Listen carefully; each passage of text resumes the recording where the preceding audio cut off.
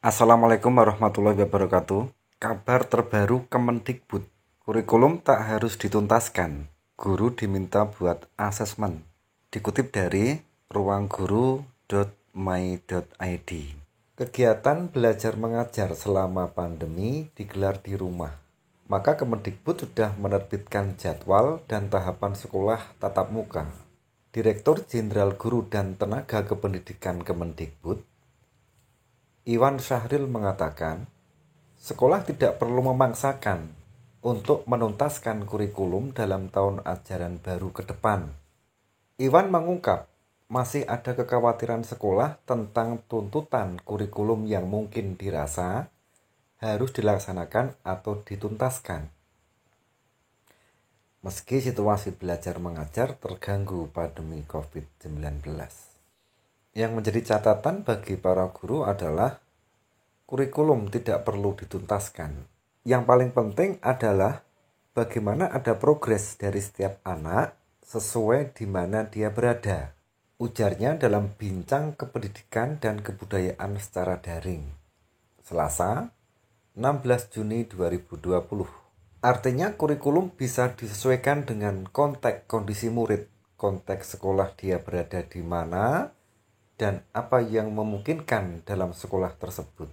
Iwan menyarankan agar para guru melakukan semacam asesmen untuk memulai tahun ajaran baru. Asesmen diharapkan dapat digunakan untuk melihat bagaimana kondisi murid saat ini. Hal ini penting karena mungkin saja ada beberapa murid yang tertinggal karena pembelajaran beberapa bulan terakhir ini tidak berjalan sebagaimana mestinya.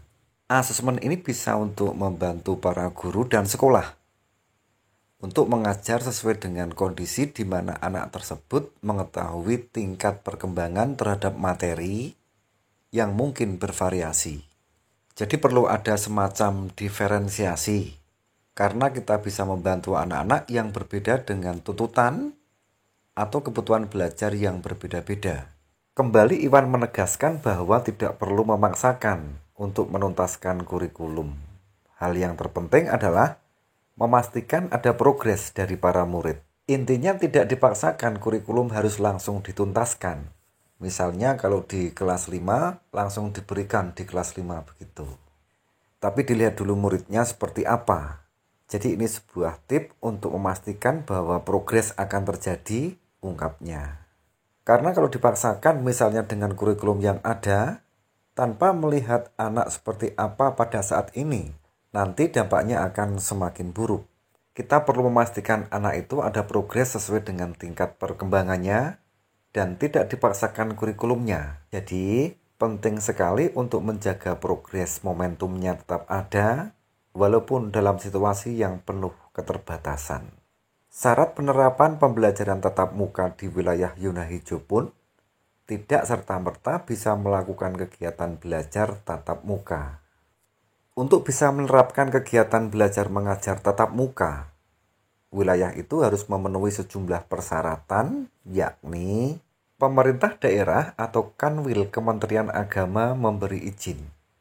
Satuan pendidikan siap menerapkan belajar tatap muka, dan orang tua memberi izin untuk belajar tatap muka. Setelah memenuhi syarat tersebut, proses belajar tatap muka pun dimulai secara bertahap. Tahapan 1 dimulai dari SMA, MA, SMK, MAK, dan SMP atau MTS, paket C dan paket B. Pada tahap ini prosesnya dilakukan paling cepat pada Juli 2020. Setelah 2 bulan baru kemudian dilakukan pembukaan meliputi SD, MI, paket A, dan SLB. Tahap ini paling cepat dilakukan pada bulan September 2020. 2 bulan kemudian baru dilakukan pembukaan PAUD meliputi RK, RA, TKLB, dan non-formal.